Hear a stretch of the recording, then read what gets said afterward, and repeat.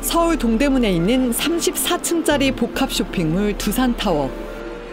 20년째 구두와 가방을 팔고 있는 박시선 씨 가게를 오후 3시쯤 찾아갔습니다. 손님 한 명이 구두 한 켤레를 사갑니다. 매출 기록을 보니 오늘 판매한 건 방금 손님이 사간 15만 8천 원짜리 구두 한 켤레가 전부입니다. 그래서 오늘은 제가 말씀드렸잖아요. 너무 운이 좋은 날이라고. 개시를 하게 되면 운이 좋다라고 얘기를 해요. 전날은 6만 원짜리 구두 하나를 팔았습니다. 그제는 하나도 못 팔았습니다. 지난 14일 동안 물건을 하나도 팔지 못한 날이 나흘입니다. 숫자가 없는 날짜는 아예 다 못 파신 네네 맞습니다. 나아진 게 하나도 없어요. 지금 보시면 알겠지만 손님이 와서 이렇게 물어보고 하는 게 거의 없어요. 외국인 손님이 많던 동대문 상권은 코로나19 사태로 폭삭 주저앉았습니다. 8월 매출은 292만 원입니다. 그런데 내야 할 임대료는 670만 원. 관리비를 합하면 건물주에게 800만 원 가까이 줘야 합니다. 가족 같던 오래된 직원을 내보냈습니다. 그래도 빚만 쌓입니다. 큰아이는 이제 대학생인데 일단 휴학을 했고요. 그리고 집사람도 이제 원래 일을 안 했었는데 취업을 해서 생활비를 벌어서 이제 되고 있습니다. 두타가 임대료를 안 깎아준 건 아닙니다. 2월에 10%, 3월 30%, 4월에는 절반까지 줄여줬습니다. 재난지원금으로 반짝 회복된 5월에는 감면폭이 다시 20%로 줄었습니다. 지금은 30% 감면, 20%는 나중에 받겠다고 합니다. 하지만 상인들은 매출이 80~90%는 줄었는데 임대료를 최소한 절반으로 깎아줘야 한다고 합니다. 다들 뭐 카드로 쓰고 있고 다 이러죠, 지금. 임대료는 아예 못 내고 있는 상태고. 이게 끝은 있는데 그 끝이 안 보이는 그 순간이 지금 무서운 거잖아요. 그래서 조금 더 버텨보고.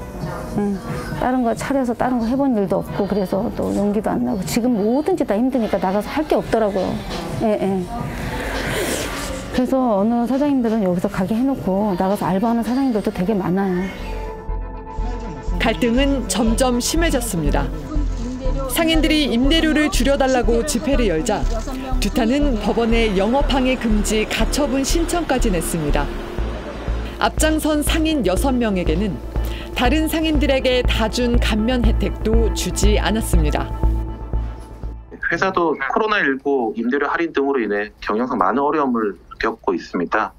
이미 회사가 임대료 감면 정책을 진행하고 있는데도 불구하고 상인 6분의 요구는 과도하기 때문에 저희가 사실 수용하기가 어렵습니다. 상인들은 공정위, 국민청원, 산업통상부까지 문을 안 두드린 곳이 없었습니다. 서울시 분쟁조정위원회에도 조정을 신청했습니다. 하지만 두타가 참여를 거부하자 곧바로 조정 각하 결정이 나왔습니다. 건물주가 참여하지 않으면 아무 힘도 못 쓰는 제도인 겁니다. 임대인하고 합의점을 찾으면은 200%씩 깎아준다고 하길래 저도 신청을 해봤어요. 그럼 면담을 하면 무슨 답이라도 나올까 봐. 사람을 만나볼 수가 있어야죠. 임대인이 거부하면은 뭐 어쩔 수가 없는 거래요. 그런 법을 써먹지는 못하는데 뭐하러 법을 만드냐 이 말이죠. 지난 9월 24일 국회에서 상가 임대차법 개정안이 통과됐습니다. 먼저 월세를 못 내도 최대 8개월 동안은 세입자를 내쫓지 못하게 했습니다. 또 임대료를 깎아달라고 요구할 수 있는 조건에 코로나19 같은 1급 감염병 사태를 추가했습니다. 임대료를 감면하라! 감면하라! 감면하라! 감면하라! 신속하게 판결하라! 두타 상인들은 이 법조항을 근거로 임대료 감액 청구권을 행사하기로 했습니다. 코로나19 사태를 이유로 월세 감면을 요구하는 첫 사례입니다. 하지만 이 법에도 한계가 뚜렷합니다. 임대료를 깎아달라고 요구할 수 있다고만 돼 있을 뿐 건물주가 꼭 받아들일 의무가 없습니다. 결국은 몇 년이 걸릴지 모르는 소송까지 가야 하는 겁니다. 차임감액 청구를 하게 되면 이거를 실제 법원으로 가져가야 되는데 이게 상당히 시간이 오래 걸리고 임차인 입장에서는 당장 내일 또는 다음 달에 어떻게 될지 모르는 상황에서 그 결과를 받아보기 위해서 뭐 1년, 2년 가까운 민사소송을 진행하는 게 현실적으로 어려운 부분이 있고요. 코로나19로 비슷한 고통을 받고 있는 다른 나라들은 어떨까? 먼저 캐나다. 한시적으로 임대인과 임차인, 정부가 고통을 분담하는 법을 만들었습니다. Even if many businesses have now reopened, most are not back to full capacity, while many others are facing the uncertainty of a second wave. Our goal is to support Canadian employers and help businesses bridge to better times.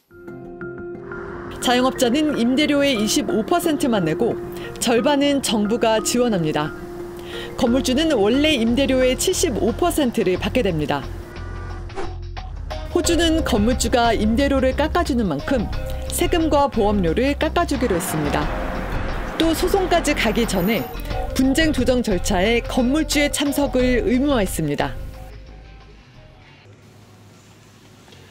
국회가 법을 바꾸긴 했는데 이게 선언적 조항일 뿐이고 현실적으로는 건물주들이 받아들이지 않으면 다른 방법이 없다는 거네요. 네, 뭐 지금 당장 폐업을 해야 되나 말아야 되나 정말 피말리는 상황 속에서 몇 년이 걸릴지도 모르는 소송으로 해결을 해라.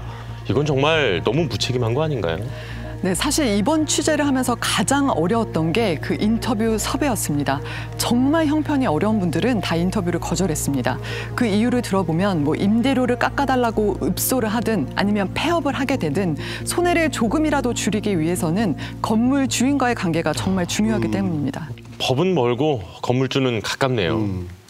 그런데 만약에 이 사태가 정말 오랫동안 계속돼서 임차인들이 망하면 결국 건물주들도 힘들어지는 거 아니겠습니까? 지금까지는 코로나 사태로 가장 심각한 타격을 받은 임차인들 얘기를 주로 했는데요. 사실 앞으로는 건물주도 문제입니다. 누가 누굴 걱정하나 뭐 이런 생각도 들지만 저만 해도 요즘 온라인 쇼핑을 더 많이 이용하고 있거든요. 마트라든지 백화점 좀 덜 가게 됩니다. 이러니까 이곳들도 힘들다 이런 얘기 나오고 있어요.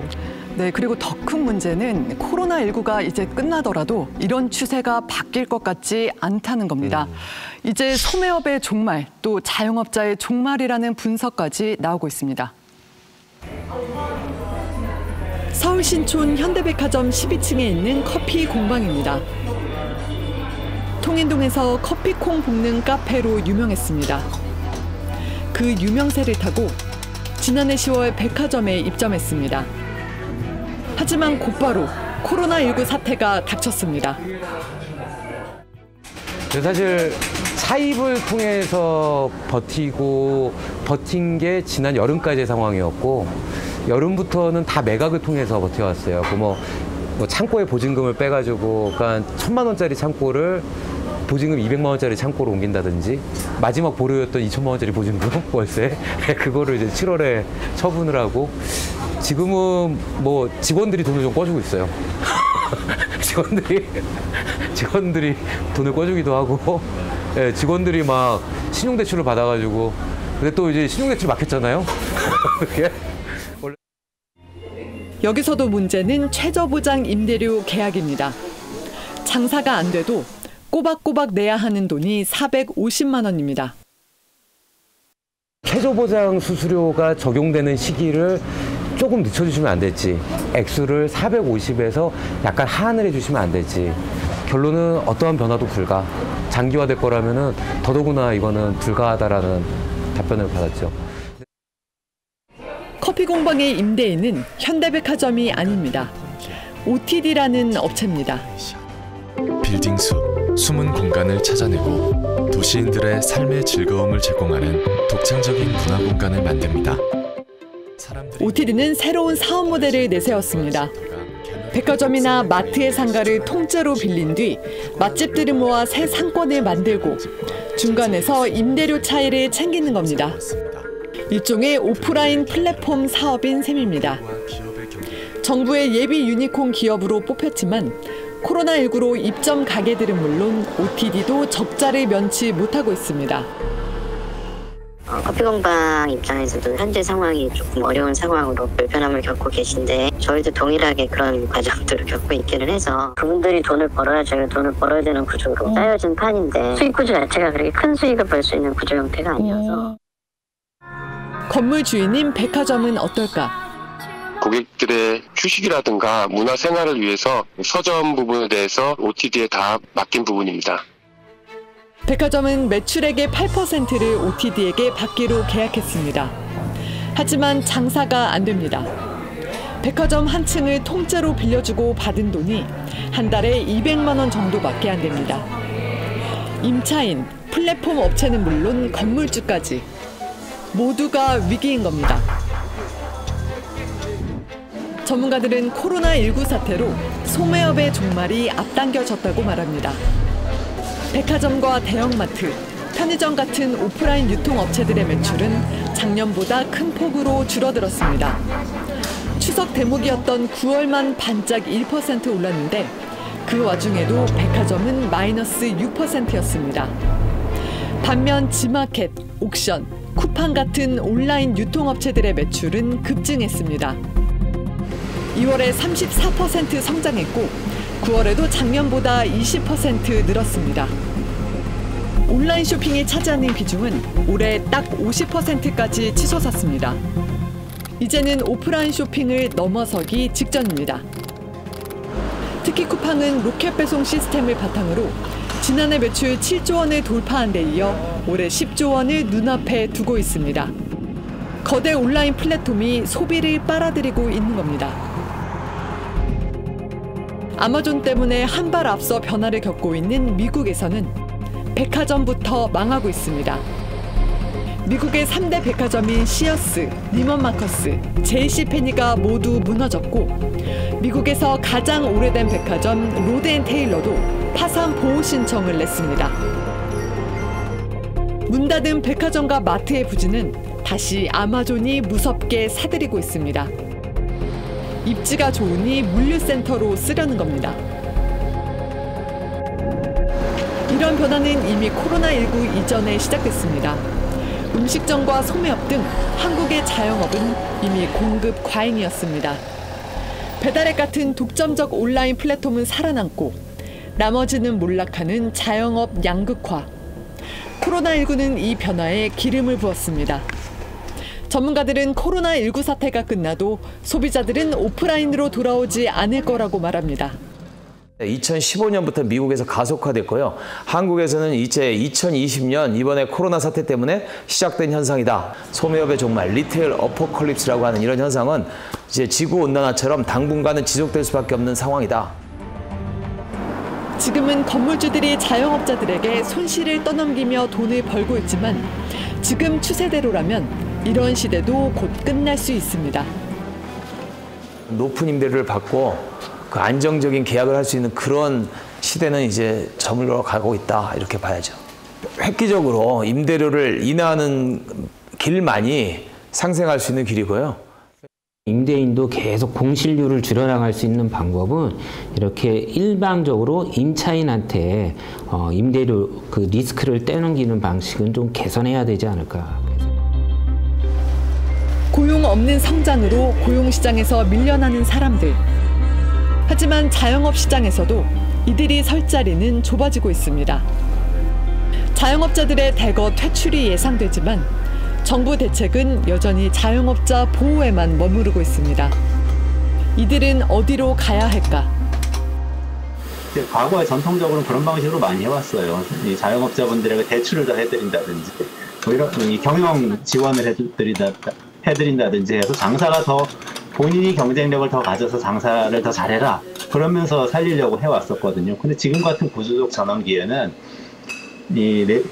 지금 자영업자분들이 갖고 있던 이 파이가 구조적으로 플랫폼 기업이나 대기업들로 넘어가는 상황에 있거든요. 그럼 이분들은 지금 같은 구조 아래서 경쟁력을 아무리 확보를 해도 수익성을 다시 찾아올 수는 없습니다. 그래서 이걸 고치려면은 이 강력한 사회보장 정책으로 이분들의 상황을 전환시켜드리는 수밖에 없어요. 이대로라면 조물주 위에 건물주라는 말도 곧 옛말이 되겠군요. 암울한 미래를 보는 것 같습니다. 한 번도 겪어보지 못한 미래가 닥치고 있는데 과연 한국 사회 얼마나 준비되어 있는지 의문입니다. 사실 정치가 해야 될 일이 바로 저런 게 아닐까요? 우리에게 다가올 시대를 준비하는 것. 우리 정치권도 이런 절박한 현실에 머리를 맞대는 모습 보고 싶습니다.